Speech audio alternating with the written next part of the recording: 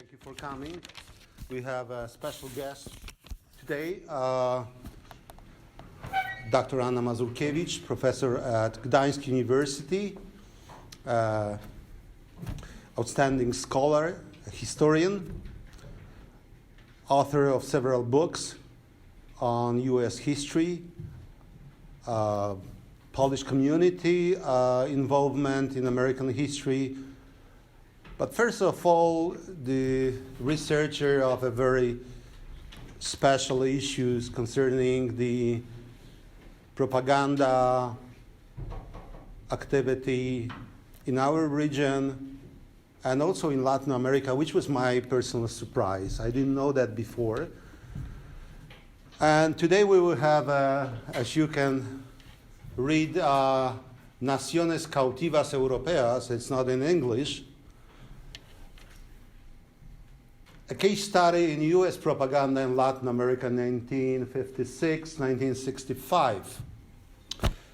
It is about, should I say about what? I will guess. I didn't listen to this lecture before, but I know that this is about the East European case transferred to Latin American experience by U.S. authorities, namely the CIA. I'm very curious, and I welcome you, Anna. We will listen to your lecture with a great expectation. And thank you very much again for coming. Thank you, Mr. Ambassador.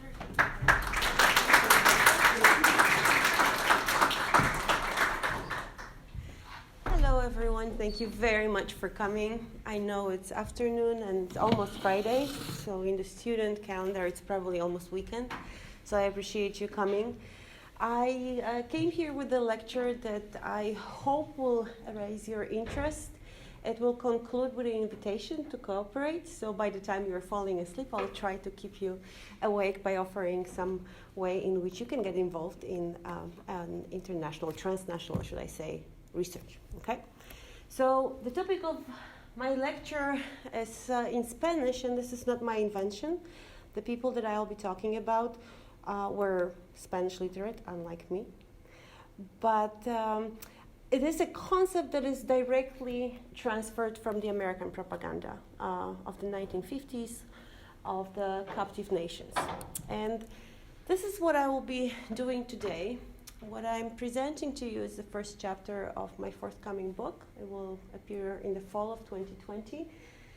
The title was not really well received, so the title might change. If you have any better suggestions for me, please share them with me. Assembly of Captive European Nations in American Cold War Politics, 5471. I've organized my lecture in 3 steps. The first one is going to be an attempt of me setting the stage for you so that you would feel comfortable knowing what I'm talking about, whom am I talking about. I'll explain who are the people I have in mind when I say the exiles. I'll talk about Free Europe Committee, which is essentially what you have to remember after today's meeting. This is the most important organization. I will introduce the organization about which I have written this book about. And then we will move to Latin America. Only then I can explain to you so that you would understand why am I using the words American propaganda, why am I using the words case study, and why captive nations. So different divisions within the Free Europe Committee. What is propaganda? At the time, the word did not have this negative connotation as it does today. Today, when I say propaganda, you say, oh, that's lies, that's fake news, that's disinformation. Well, back then, when you read the documents, propaganda basically means information with a purpose. So you try to share some information. It doesn't have to be lies. You're sharing them so that the people would be influenced and maybe started to believe more in what Americans are saying, bringing freedom, democracy, more liberty to the people of Latin America. And then I have an ending that will probably explain to you why this was all not that very successful. You can also interpret it in the quite opposite way, saying it was very successful, except for the fact that American policy did not match the goals that they proclaimed when they sent East European exiles to Latin America. The first part, the exiles. So whom am I talking about? Why do I use the word exiles? Are they the people who were immigrants before the Second World War? No. Were they the wartime refugees? No. So whom is she talking about? I'm talking about the wave of people who were involved in the efforts of trying to rebuild political life in East Central Europe as the war was coming to an end, as in 1945 Yalta promised free and unfettered elections in East Central Europe. These are the people who wanted to rebuild, reinstate political systems, democratic political systems in East Central Europe. So for example, I selected a few people. Here's one, a teacher who was allowed to become the Minister of Education in Albania. Well, this didn't end up well for him. He was too independent. He didn't want to give in to the communist pressures. He was imprisoned, dying in prison in 1960. In Bulgaria, a very famous peasant leader, Nikola Petkov, became a martyr almost of an example of people who tried to fight for democracy, to be for the constitutions, for the rights, for the promises that were made at the end of the war of democracy being preserved in Eastern Europe. Well, he was executed in 1947. In Czechoslovakia, Jan Masaryk, a suicide which, this is not a joke, this is a proverbial saying, committed a suicide, jumped out of the window and then locked it behind him, okay? Then Bela Kovac and another agricultural parties were very prominent in East Central Europe at the end of the Second World War. This was the major political force there. Sent into the camp of Siberia. When he was released in 1956, he immediately left the country. He didn't want to risk another imprisonment in his life. He joined the exiles that I'm working with later on. In Poland, a very neglected figure. This is Bela Kovac. This is Jerzy Braun. He was the last delegate of the Polish government in exile in Poland for only 2 months after the war came to an end. Oftentimes we refer to Stefan Korboński as the last delegate of the London government, the Polish government in exile. Well, he was the last one. In 1948, he was imprisoned, bitterly tortured. Not only fingernails, but also one of his, not only broken bones, but also one of his eyes was knocked out. The man was released in 1946. The sad story is that he started to cooperate with communist authorities afterwards. Iliu Maniu, a very famous leader from Romania. He went to a prison, forced labor, but also imprisonment. This is a very noble, respected, and well-remembered leader in Romania, and just look at him a few weeks before he died. In Estonia, Lithuania, Latvia, there was never a promise of free elections. These countries were annexed by the Soviet Union twice, 1940 and 1944. So if you stayed behind and you tried to fight for freedom, well, these examples will be picked selectively. I'm a little bit maybe biased, because I picked the leaders about whom my exiles talked a lot, okay? But this was the fate of the people who wanted to maintain democracy and freedom in East Central Europe. Now, here are the leaders who got out of their homelands, escaped prison, escaped torture, escaped death, a trial, and then court murders. Again, this is a selection of names that I picked because these people were important for the organizations that I'm working on. But when you look at this list, I know it's long and it's a little bit off-putting, but look at this list and see all of them died in the United States. All of them left about the same time. Some of them left a little bit early, like Mithat Frasheri, who's here on the, in the picture.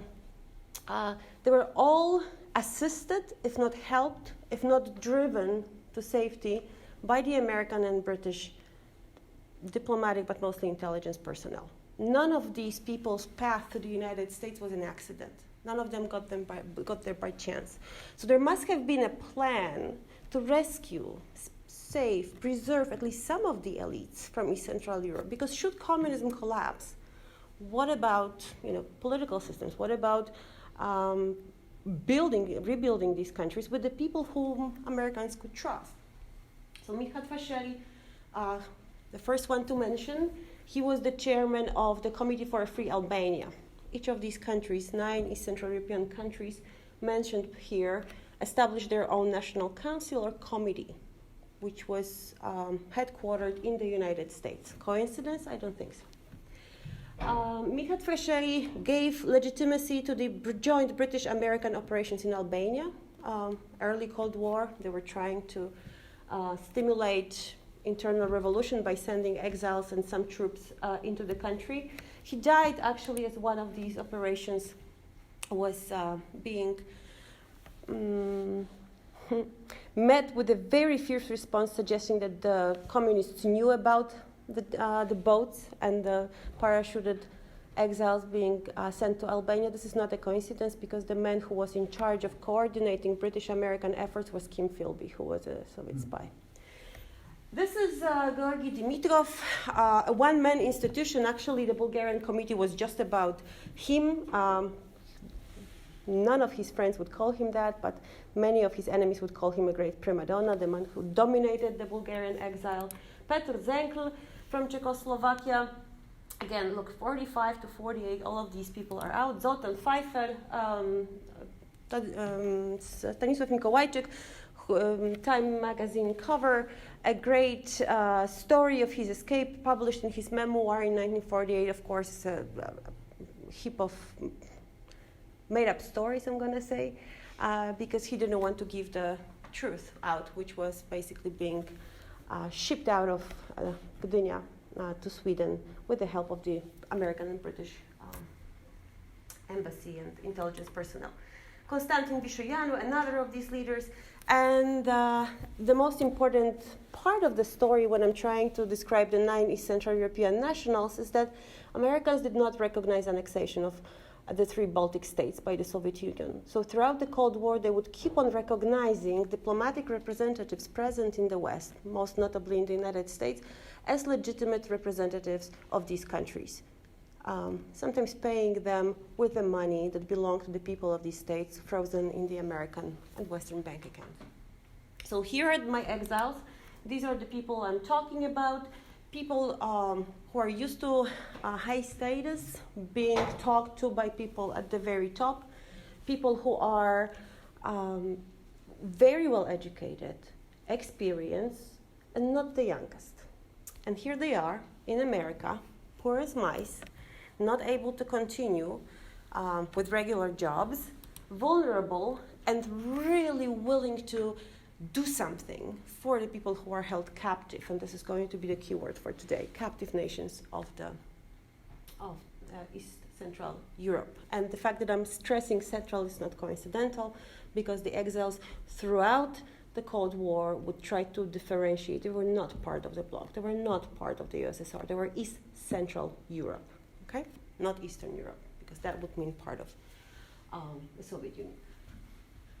Tom Braden, the chief of the International Organizations divisions in the CIA, realized very early on that these people were causing CIA a lot of trouble. Remember, CIA was established in 1947 only.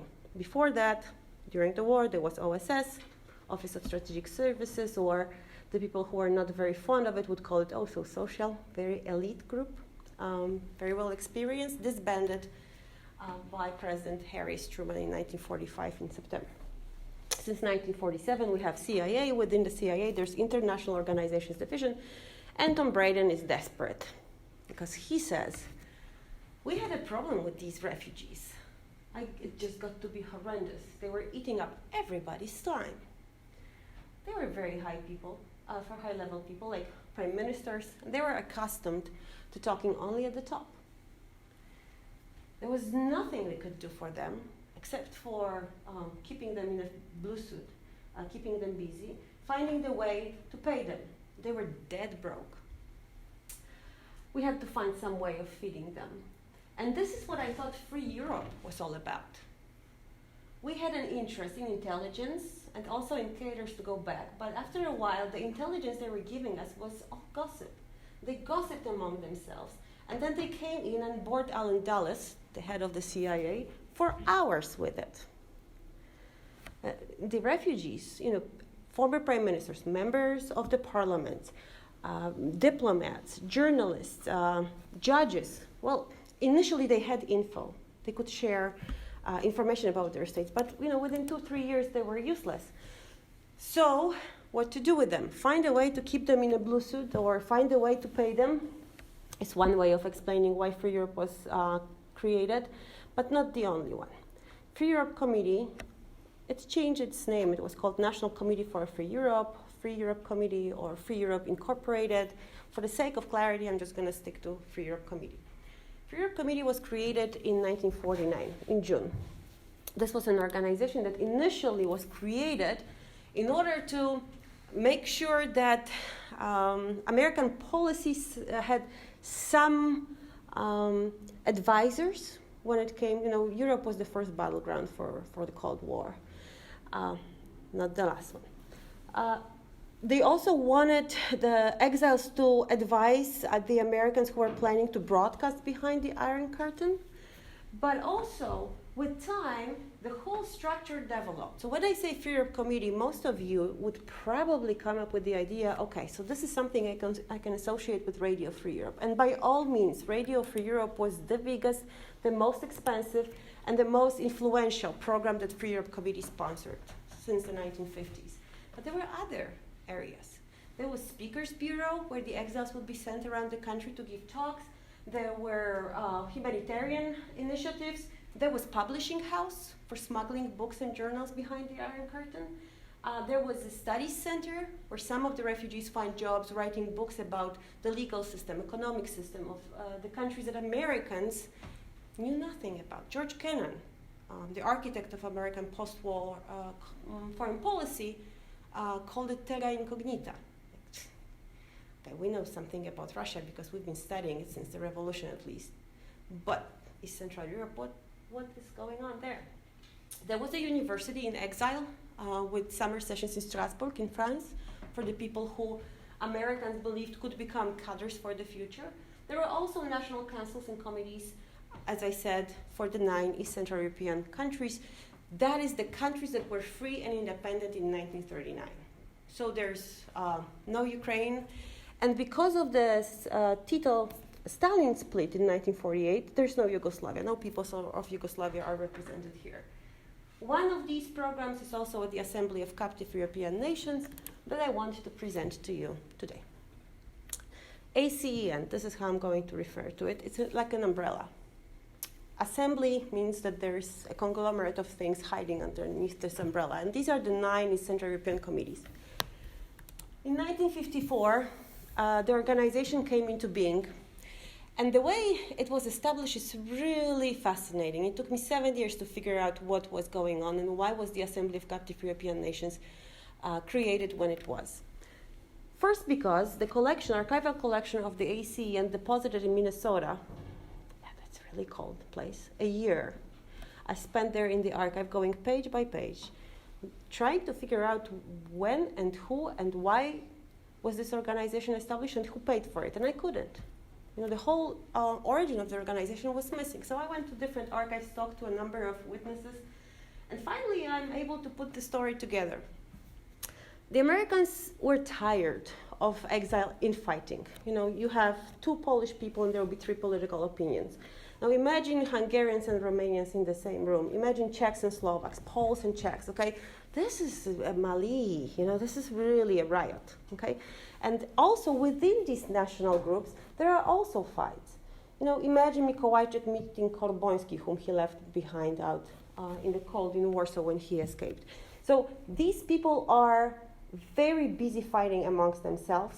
Nothing gets done. Americans are really angry. They are not getting anywhere. All of that they get, quoting Braden again, is gossip.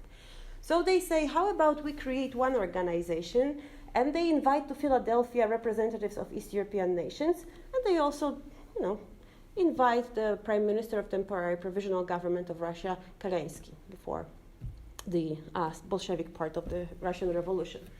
They all come and they say, this is ridiculous. We are supposed to sign a Declaration of Liberty on the anniversary of the Yalta Agreements. We are not going to do it. So it results in another schism. So the exiles say, well, if Americans want us to be united, let's unite. And of course, as the story for Eastern Europe goes, they establish 2 organizations instead of 1 because they cannot agree. One is mostly national, created on national basis. The other one is along the political lines. This is getting them nowhere. Americans say, okay, enough of finances, enough of this joke. We are going to handpick a couple of smart people from among you. You will be working on transportation, you will be working on economics, you will prepare a study on legal system. So they want to create a federation group committee, handpick the smart exiles, and the rest just, help them find useful occupations. Well, the exiles know exactly what is at stake. And this is why I named one of my articles, Join or Die. If they are separated, if they go their separate ways, if this potential that was formed in the United States, 1947 to 1949, is dispersed, they're done. Their political mission of fighting for their country so that they would be free one day, so that the Western world would not agree to the status quo of European domination, they have to be united. And so they created, in August 1954, an organization, United Councils and Committees in Exile. They came together and they said, together as a united front, they could do it. Finally, we're going to approach the Americans. And they invited the people of Yugoslavia, different committees, to join them. And then Americans realized that they have to watch it, because an independent organization is going to be created that wants to cooperate with the American government on equal basis. They said, no. How about we actually give you money, and how about you join an organization that will be financed and sponsored by the American government? They did, and the fact that these are two organizations coming together is represented in the fact that we have 9 national committees and 5 international party organizations, which are also created by East Central Europeans in Europe and in the United States. This is a very broad platform. We have Christian Democrats, we have socialists, we have liberals, we have peasants who are the dominating force in here. They all come together, nominate their representatives, 16 per country, and they create the Assembly of Captive European Nations, which is, as I said, an umbrella organization for these national committees and parties. And they themselves call themselves an organization speaking on behalf of 100 million captive nations. The medal you see on the slide, I actually have a copy, which is very beautiful. I brought it because I wanted you to see it and appreciate the art. One of the Polish artists actually is responsible for the design of the medal. This was bestowed on the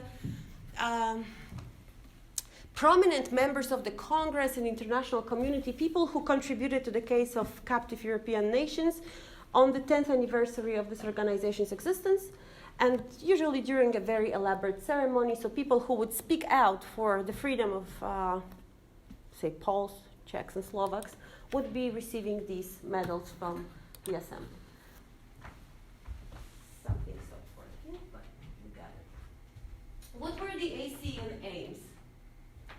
Well, you might think that this is a very hard thing to achieve. Peaceful liberation. There were some exiles elsewhere in Europe who would think that there would be a third world war and this would bring the end to the communists. Well, the exiles I study would never say that. War is hell. Okay, even MacArthur used to say that. They wanted to see peaceful liberation come about by making sure that under international supervision, preferably the UN, there would be free election and that the Soviet troops would be withdrawn from their countries. And this is what they had in their charter, in their rules of procedure. This was something that united them. This is the actual umbrella that I'm talking about, a common goal, shared goal, which allowed them to leave behind these little political divisions and arguments and quarrels. They also wanted to make sure that the free world does not forget about East Central Europe, that they never actually feel at peace and at ease with Yalta and with the fact that these people were held captive. With time, they will call it colonization. They said that while Khrushchev is arguing for decolonization, is pledging for freedom in Africa, he is actually responsible for running the biggest colonial empire, imprisoning 100 million people only in East Central Europe. They wanted to target media. They wanted to also reach members of parliaments in all the free countries. So how do you do it? The Americans are paying them stipends, which are not very large. So by today's money, it would be like $1,500 a month. This is not a lot. You can barely live off this. But they want to maintain their prestige. They want to maintain their contacts, sometimes reaching to the pre-war times. So they need to maintain their status regardless of the fact that their financial conditions are not very good. So they want to appear as if they were united, even though, of course, there are some problems underneath. They want to make sure that the world learns about the clear goal that they have.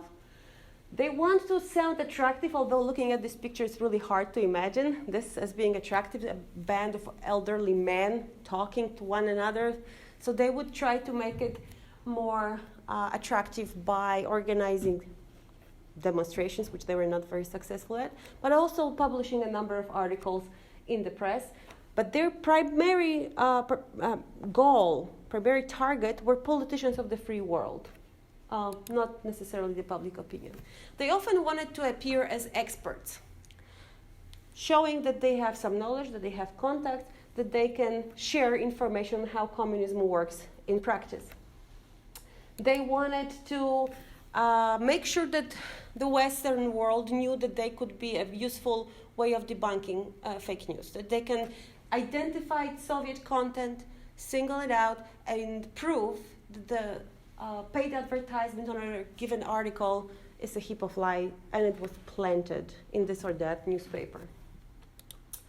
They were also, as I said, organizing events during which they were recognizing people who cared and spoke out for East Central Europe. They were organizing exhibits. This is in New York, in Chicago, in other places where they would tell the stories of Soviet domination. And they were organized in a very elaborate way. There was a plenary assembly, roughly 160 to 200 people meeting in New York. Then they had chairman, general committee representing all the 9 national delegations, secretary general, working committees. Does it remind you of anything? Well, the UN. Right, and that's why the ASEAN was called the Little UNO. Interestingly, what you're looking at is a little warehouse located directly opposite the United Nations building on Manhattan since 1952. And the exiles were able to use it as a huge billboard. On top of the roof, you see national flags raised only half-mast. Only the American flag is flying high. This is, of course, a sign of mourning, protest. And also these wonderfully phrased, very brief, but very to the point. The content of this billboard was very much representative of what the ASEAN stood for. We demand the withdrawal of all Soviet forces and free elections. Help us. So they wanted to create this notion that they're the alternative, the surrogate of the delegations that were already admitted to the UN. Not only was the poster and the garage that they rented located opposite the UN, but they would also have their plenary meetings in the Carnegie International Center. The building no longer exists in New York, which is also very close to the UN Plaza. So they wanted to serve as a voice of the captive people who were not able to be represented by their true politicians who held mandates resulting from free elections. Okay? They wanted this garage to emerge as a captive nation center. It never came into being. There was never enough money for that. But while they were waiting for the Americans to approve their budget for the Captive Nation Center, they would have elaborate, very distinguished in style and also in the profile of the people attending, ceremonies held on the roof of the building. So this is how it looks today. I just heard that the Boy Scouts of America went bankrupt, so I don't know what's going to happen to this building because this belonged to the Boy Scouts. You cannot even see the place where the garage was located. Today there's a law that prohibits political demonstrations on the UN Plaza, so no similar events are possible nowadays in New York. The ASEAN was present not only in the Big Apple, it was also present through its offices and delegations all around the world. Pay attention to where it was most prominently present. It's Western Europe and, yes, in Latin America. There were different forms of of the ASEAN presence abroad. You had offices, delegations, and representatives. And here is where I can locate this within the context of fighting for the hearts and minds, not only of the captive people, but also of the people who would be the target of the American propaganda, to make sure that they're also pro-American. Remember that the Cold War, of course, there were regional hot wars, there were brutal military conflicts, but in general, Cold War was a war of words. This was a war where propaganda, disinformation, and winning the hearts and minds of the people played a much bigger role than we appreciate even today. We tend to focus on the Cuban Missile Crisis, Vietnam, Cuban, of course, from the Revolution, Bay of Pig invasion, Korean War. But overall, we are talking about winning the support of the non-aligned nations, of the people who are either receptive or not to the communist ideas. Free Europe. So the American organization, which was created to take care of East Central European exiles and use them for propaganda purposes, was the organization that was covertly supported by the CIA. Overtly, there was supposedly Crusade for Freedom. This was a propaganda campaign in the United States where people could pay in, contribute $1, $5, send their checks to Empire State Building in New York, to General Ulysses Clay. And by this, they were told that they were supporting the radios, the books, and the exiles. Well, it turns out that when people were contributing, or for example, dropping coins at the gasoline stations or little convenience store, it took more money to actually collect these coins than the actual income. When the books were closed, it turns out it really didn't make sense. But this was a cover-up operation in order to hide the CIA funds that went into financing Free Europe Committee. Free Europe Committee was, of course, founded, and this is an official statement, to help East European exiles to use their talent and experience to inform, and here we go, free world people, particularly in the developing areas. So again, when you came in here, and you might have heard Free Europe, you probably associated with the radio broadcasting behind the Iron Curtain, but this is not what I'm talking about. I'm talking about the free world. I'm talking about Western Europe. I'm talking about America, North and South, okay? Informing the peoples in Asia, in North Africa, particularly in the developing areas, on the nature of communism and the techniques it has used in order to find its path towards domination. Exiles, and this is the American way of thinking about how they are important and why they can be useful to American politics. There's actually a memorandum on political warfare in 1962. And this is a document that is not official. This is not the information that would be published in the press or discussed in public. There are 5 arguments why the exiles are very useful to the Americans, and why are they going to actually call them assets or tools. First, there's a shortage of dedicated people politically aware of the nature of communism, available to do the kind of work that must be done in the places it must be done. And we are talking about developing countries. Remember that the World War II diaspora, not only Polish, but generally regional, was really globally dispersed. So the exiles have people, have their networks, people to contact in order to advance the goals that they have the means and ways to project upon them. The second, the political exile is both willing and able to take up residence in a new country. Of course, because this person has been uprooted. They lost their homes. They cannot go back because they don't want to face torture in prison. He's already uprooted, and his motive for leaving his own country and resettling is known and unsuspect. So you might expect a Polish person in Montevideo, because they lost their homeland. They had to escape, right? So you're not suspecting that this person might be an agent of a foreign regime. You trust them, okay? 3 more. Most exiles have or can acquire some profession or means of livelihood that enables them to become a part of the community and nation in which they settled. Indeed, very little money, very modest stipends are paid to them, and not to all of them. So these people integrate easily because they are striving to rebuild their lives. Again, not suspect. That also means if they integrate, that they build their local networks through which they can disseminate certain information. They can establish contact with the large numbers of earlier emigres from their own or neighboring countries who have already made contact within the country, supporting the previous goal. Through these contacts, assistance to the local political leaders, groups, help, organization, know how politics is being done. They can start or develop grassroots organizations. Soon the Americans will figure out that it's not enough for the exiles to create something of a nucleus so that the other ethnics would follow. They will try to encourage the exiles to create the organizations, especially in the Latin American context, of the amigos of the Naciones, Cautivas, which means local people, nationals of Latin American countries, would form organizations to support the agenda for East Central Europe. As the exiles are trying to build these transnational networks, the Americans are also trying the propaganda in the developing countries on their own. They are also using the trade unions network. Sasha Volman in particular was involved in it.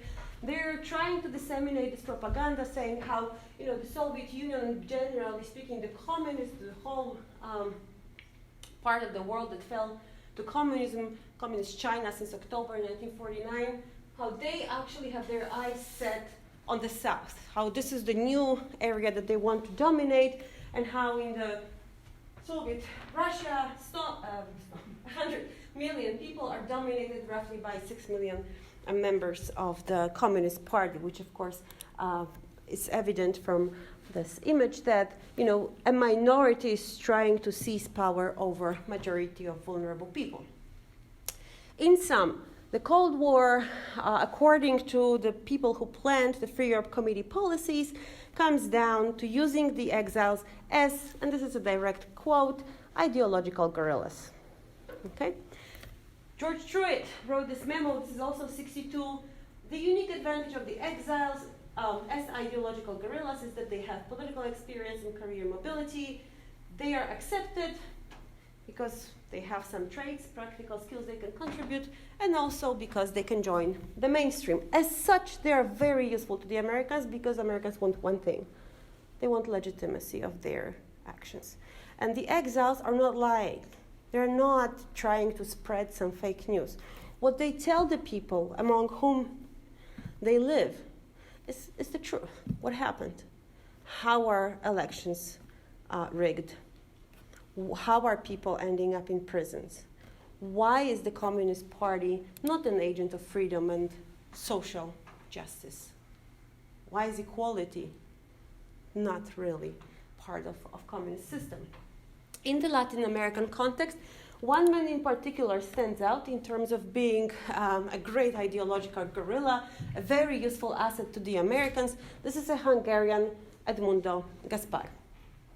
Gaspar is a man who will come back in the presentation. I'll show you how in 1960, he is handpicked. He was an exile who ended up in Uruguay in 1949 with a wife, 3 daughters.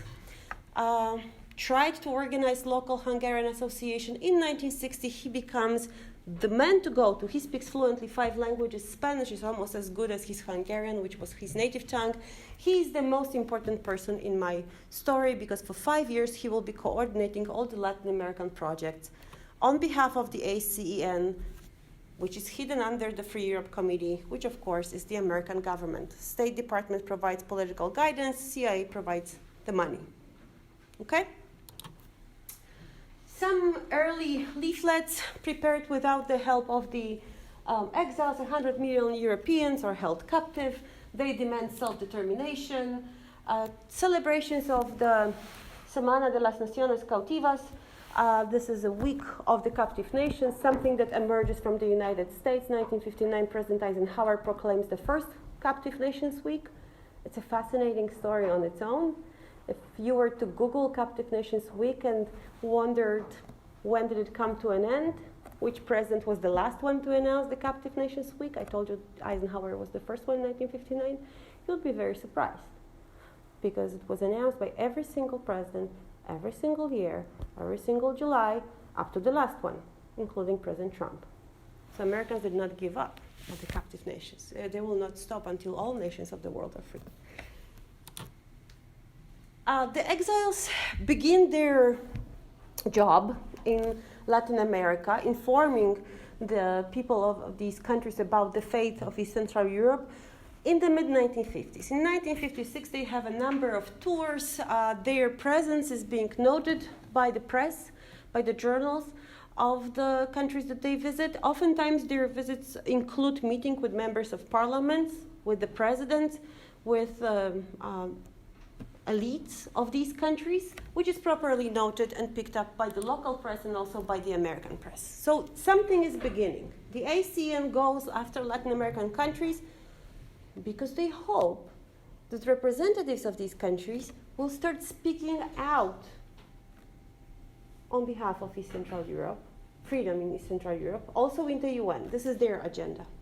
Americans hope to project the image of the United States as a freedom fighter, as their anti-communism and global engagement is part of a notion that America is the new leader of the free world, and basically its agenda is validated by what happened to the countries that wanted to be free.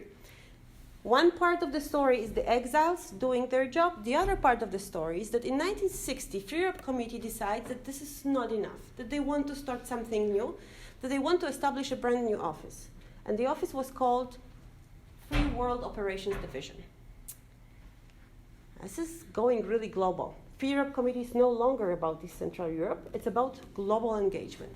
So they start in 1960 and 61, they are going all forward, and of course this is not coincidental.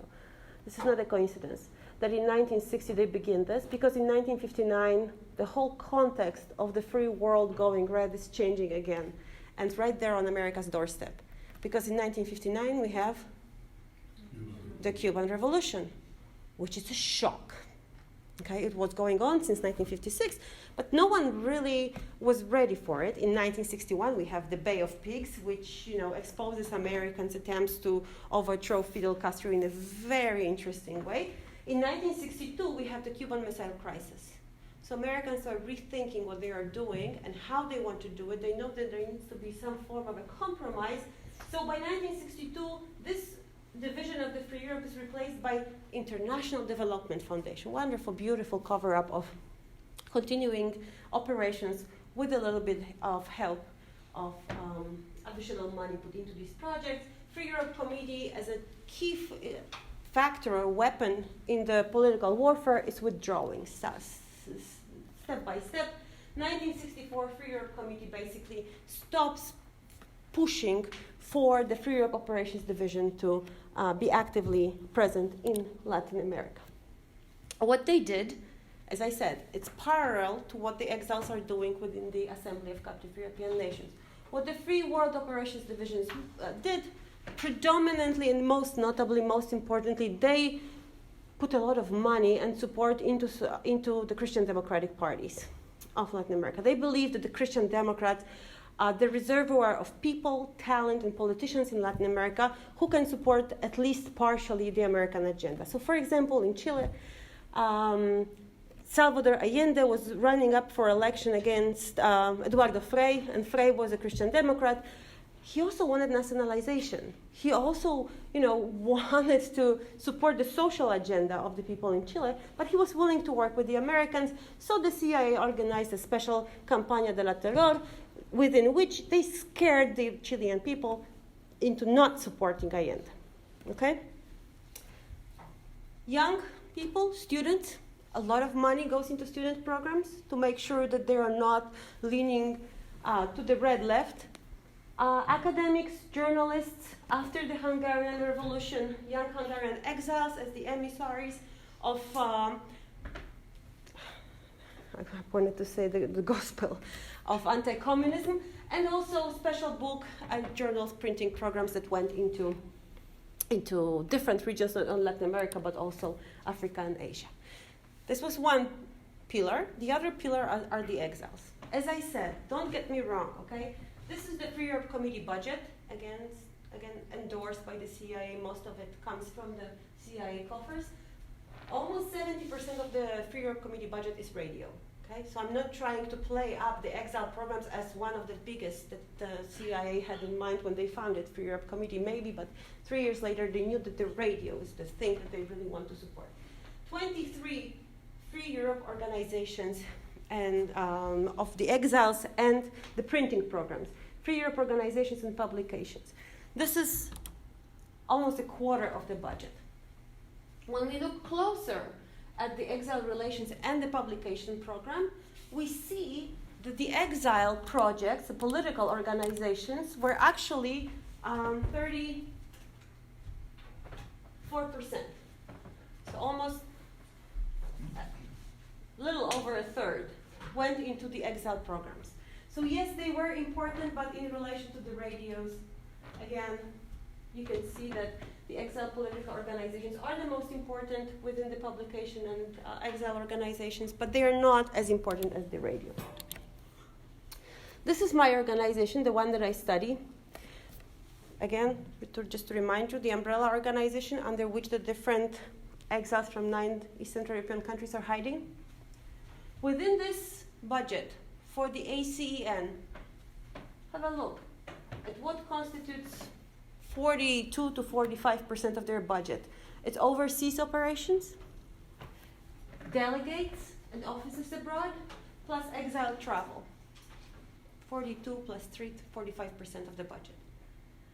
This means that the exile political organizations, no matter how much they are important in what they publish, in whom they see in the United States, in this little warehouse opposite the United Nations, what they are really used for is to share the message worldwide, and I don't mean behind the Iron Curtain. They are used in the free world, okay? How are they organized, how they are used? There's 3 forms of organizations. One is a delegation, one is an office, and one is a representative. Delegation must consist of at least 3 national groups out of the 9, and 2 delegates from each national group at least. Then there's representation. At least 3 national delegates must be present, or a correspondent, someone who would just write articles for a journal that was published by the assembly. There were also a couple of offices. Offices very expensive to maintain. In Uruguay, the monthly allotment for an office was $30, which didn't even make up enough money to pay for the heating or for the replacement of the one typewriter that they had, which went broke. Okay, so they really don't have much money to be all active. What they have to do?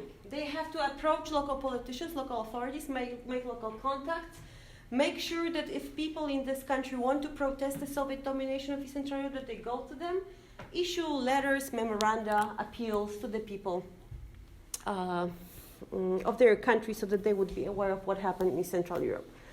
Finally, the third part of the lecture. So what really happened in Latin America? This is the ASEAN presence in Latin American countries. You see the dark red represents delegations, representatives, or just delegates or correspondents in the other remaining countries. When you look at the presence of East European exiles in the Latin American countries, you might see that this is not just Poles and Hungarians and Romanians who are present in the Latin American countries. 7 of 9 countries are represented in Argentina, 6 of 9 countries in Chile, 8 of 9 countries in Brazil, and so on. So it is, really a multinational effort that they are putting together in order to get their stories across. How they do it? They meet with the members of the parliament, they organize seminars, they organize these Amigos de Naciones Cautivas.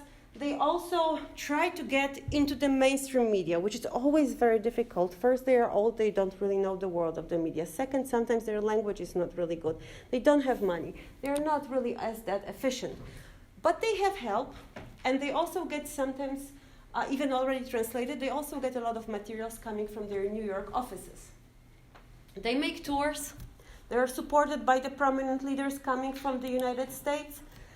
They also, while they are realizing the American goals, that is to sway the Latinos into believing that communism is not the best option for the continent, they also seek support for the countries of the south of Rio Grande for their agenda in the UN.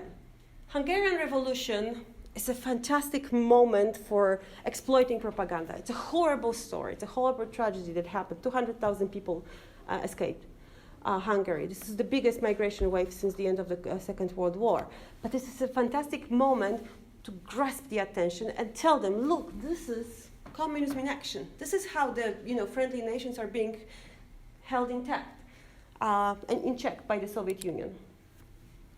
In the UN, the hard work of the ASEAN pays off. Now, in terms of Cuba, this is pretty interesting because in 1956 and 57, Cuba is represented in the United Nations by the delegate of the Batista regime. Batista has got nothing to do with democracy, okay? Núñez Portuondo and the Peruvian delegate are actually representing Latin American countries on the Security Council in the UN. And if you know, well, in the UN you have 5 permanent members, but you also have temporary members elected every 2 years. So these guys are calling the Security Council to remove Soviet troops, to affirm the right of the Hungarians to elect their government, make sure that there's a UN commission to see the implementation, and they do it because they were supported and given the actual text of what they have to argue for from the ASEAN.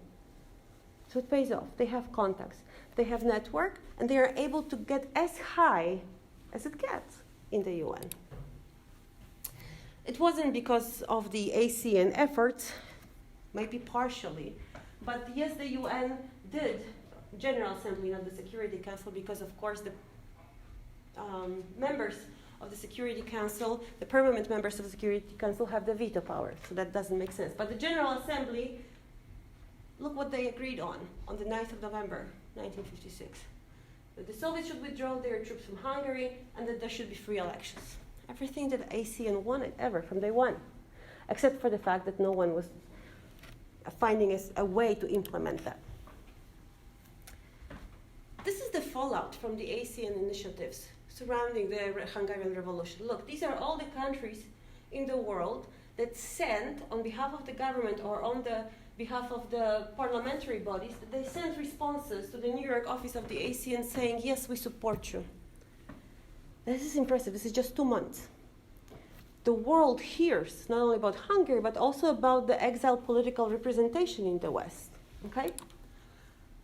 The other way that the public opinion worldwide was influenced by the assembly that I study was to prepare 8 reports, which were paid for by the Free Europe Committee, on what was going on in Hungary after the revolution. Very influential.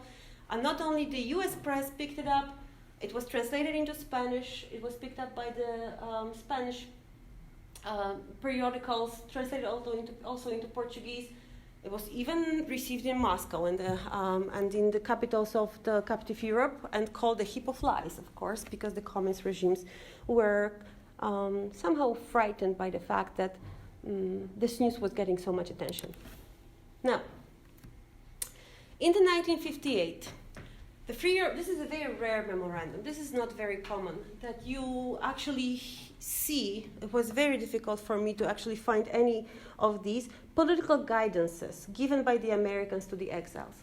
And this is John Foster Lyke, in charge of the exile organization, who writes what the ASEAN members need to do around the world. They have to find and sometimes reconnect their friends in the West or in the South. They have to cultivate new relations, and they should not concern themselves with any political or social movement in a given country. They should just make sure that the elites, and preferably political elites, are in favor of the anti-communist agenda on the international stage. And ASEAN, unlike the Party International, unlike the national committees, should be received more favorably because they were speaking on behalf of all captive nations, and they were already getting a lot of respect from the UN and other circles.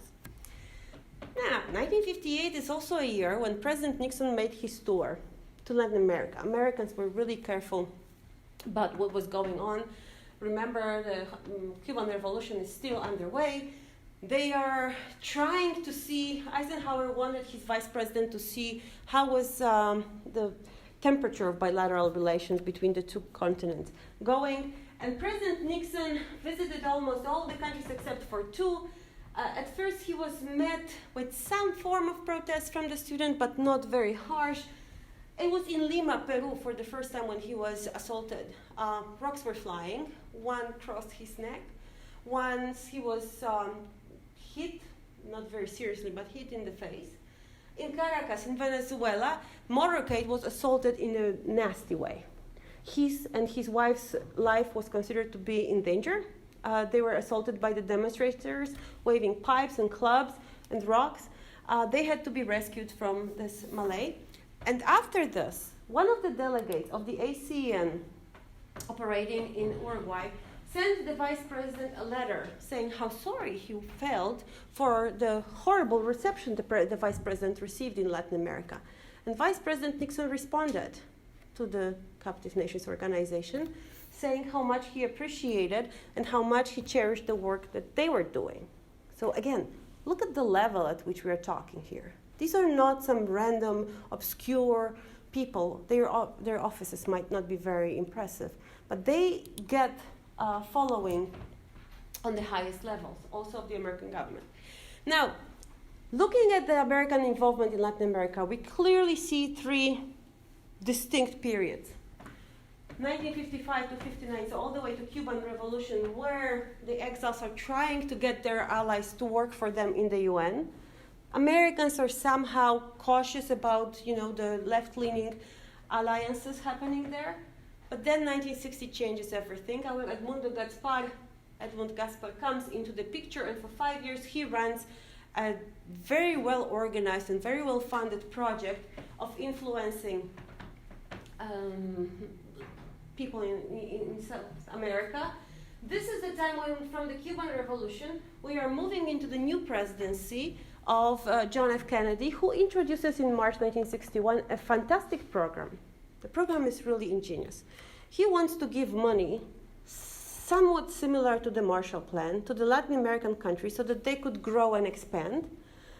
And he also wants to combine with it the notion that these countries should be more focused on protecting and developing democracy. Well, the problem is that he does not see a certain set of factors affecting Latin American economic and political life. Not only vulnerability to reactionary and far left-leaning movements, he doesn't see the fact that 3 to 5% of the people in Latin America own 70 to 90 some places % of the land. So radical reforms are necessary. He doesn't see the fact that really the person who will replace the Democrats, so Kennedy and then Johnson, President Nixon will really not care about the sort of programs that will be put in place. And then 1965, Dominican Republic, the Civil War, following in 1961 the murder of Trujillo, and then expulsion of Juan Bosch really changes everything. It's a big game changer in American way of thinking, looking, and dealing with the South American countries. They're not babysitting anymore. They're not trying to court favorable ideas. They are going all the way in, beginning in Brazil, 1964, all the way to 1973 in Chile. They're looking favorably on the non-democratic regimes because they stabilize situation, they open these markets for expansion. That's the solution that Americans will go for. In the Latin American delegations of the ASEAN, there are some changes in 1962 and 63. More countries are represented, but this is coming to an end very swiftly. As my lecture is, don't worry, I'm about to finish. I know you're getting anxious for me to stop talking, because you all have questions for me, which are very difficult, I know. I'm just going to show you a number of examples of how these publications looked like, how they wanted to present themselves to the audiences in Latin America. There were pamphlets, journals. There were also radio programs. The exiles were given some money to purchase hours or sometimes 15 minutes on local radio stations so that they could broadcast music, information, some entertainment, to make sure that the people locally would be aware of their presence, of their existence in Latin America. Looking at the elites, journalists, academics, and students, they also were given money to organize 2 major Latin American seminars, to which they selected, handpicked participants who talked about not only historical cases of how communism was implemented in East Central Europe, but also what communism implementation in Latin America could bring. What would be the negative fallout in case communist regimes came into being in south of, again, Rio Grande. So these were published, widely distributed, both in English and Spanish, and used for agitation during even university courses later on. Now, I told you that Hungarian Revolution made a humongous splash. That this was a great media event to gather attention and bring attention to the case, to the plight of the entire region of East Central Europe. Well, in Latin America, it was received with great attention. There's a lot of sympathy, a lot of interviews, books, and accounts of what happened in Budapest and also what happened in other countries of the regions was analyzed. But then Dominican Republic happened, and they said, how is this different? Okay? Americans, for 30 years, were not militarily present in Latin America, and here they are. And how is this different from the streets of Budapest? They learned their lesson very well. It's imperialism, sheer naked. So you might complain about Soviet Russia and so on. Well, the Soviet tanks are far away from, our continent. What we see is American domination, American penetration of our market, American support of not democratic forces, interference in our domestic affairs. And here they are, they come with brutal force. How is this different from Budapest? Well, the exile mission was literally wrecked, okay? How could they argue on behalf of, Pax Americana if this was what everybody saw on the news? By late 1960s, it was obvious that in all of the countries that were important for the exile operations, little or no democracy remained. And in most of these countries, this was done with either tacit or, if not clandestine, then open support for the new regimes. ASEAN closed its operations in 1971. This is the time when the world finds out that it's CIA that is sponsoring the Free Europe Committee. So the whole mission of the committee now is sabotaged, and everybody thinks, okay, so CIA was doing this nasty propaganda all around the world, and it wasn't indigenous effort of the people who were concerned with the threat of communism. Some of the exiles continued the mission with their own money all the way until 1989. But this is, of course, very old people with very little money. It's not as efficient as it was before. If you guys want to read a little more about the exiles from the Cold War, from different countries, where did they go, what did they do, how big was the group, and what happened later after 1947-48. If there was migration, we tend to think about East Central Europe as a closed set of countries with no exit. There were migrations. What sort of? This is a handbook. If you are interested in any of the countries, have a look at this. If you, still present here, patiently waiting for me to finish, if you would like to do something connected to the exile activities, if you would like to get involved in the international project that looks at the flow of information from the west to the east, but also from the east to the west, stay after the lecture and talk to me, because I have quite exciting project to talk to you about, but unfortunately I ran out of time now. Okay, thank you very much for your attention. I will entertain all sorts of questions.